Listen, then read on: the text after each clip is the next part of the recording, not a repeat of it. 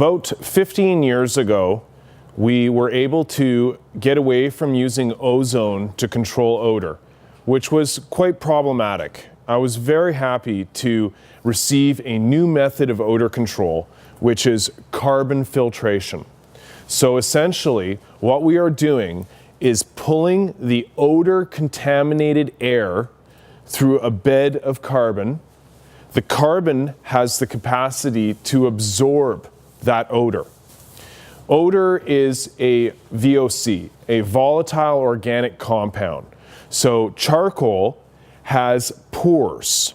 The pores in charcoal can be anywhere from 6 to 20 microns in size. Your typical odor molecule is upwards of close to 20 microns in size. So you will see a variety of qualities of carbon on the market. Very common is to see carbon that is pelletized, crushed into a pellet. When you do that, you slightly reduce the pore sizes. So therefore, you actually need more carbon to do the same job. So when we're looking at carbon filters, we're going to have a certain amount of carbon that is going to be given a cubic feet per minute rating, a CFM rating, as to how much air can be pulled through that carbon and still absorb the odor. So when you're looking at carbon filters, it's crucial that you match the size of the fan to the filter. Otherwise, if you draw the air too quickly through the filter, the odor molecules will just slip through and the carbon will not be able to do its job. Right? So when you're looking at the different filters on the market, you're going to see some filters that are very heavy. There's a lot of carbon in there, and say it handles 450 CFM, right? And you can see another filter that is really light, pick it up with 2 fingers, and still handle 450 CFM, right? So what's going on there? The carbon in this filter, this fresh filter by Green Planet, is flake carbon. So it has not been compressed. The size of the pores are upwards of 20 microns. So that's why this filter can be so light. It's full of air space, okay? It's not the charcoal that absorbs the odor.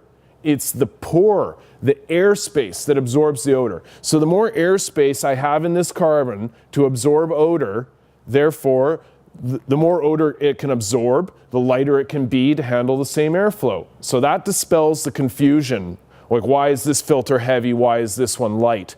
And some people think, oh, it's heavy, it's got more carbon, it must be better. Well, not really. What we're talking about is the quality of the carbon, right? So if you have poor quality carbon, your filter's going to have to be really heavy and really big. If you have great quality carbon, your filter's going to be light and easy to deal with and not as big, okay? So another thing to consider when we're dealing with this query is what size of filter do we need? As I said, we have to match the fan to the filter. So in this case, when I'm looking at a 450 CFM carbon filter, I'm looking at a 6-inch fan. Now there's 2 ways that people use carbon filters.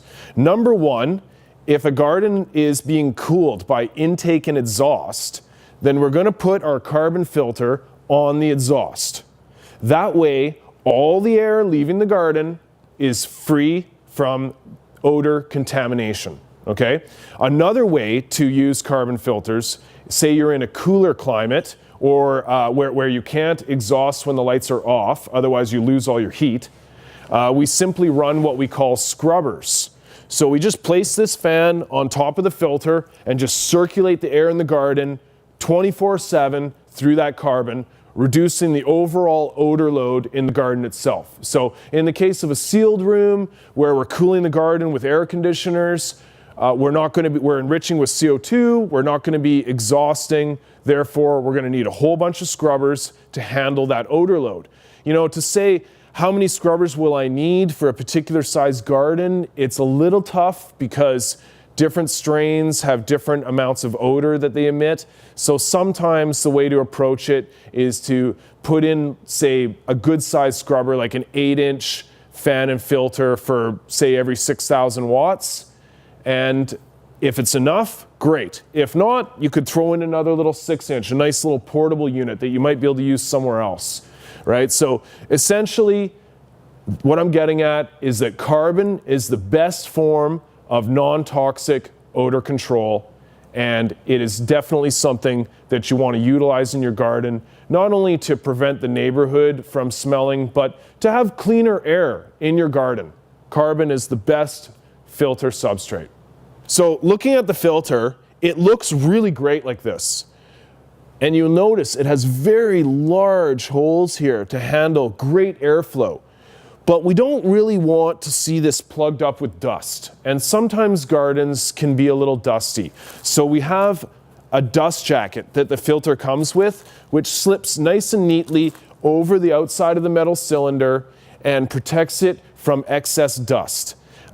We can simply vacuum these when they get dirty. It is possible to replace it. However, they usually last for the lifetime of the filter, and it has nothing to do with the actual odor control. It is simply a dust filter.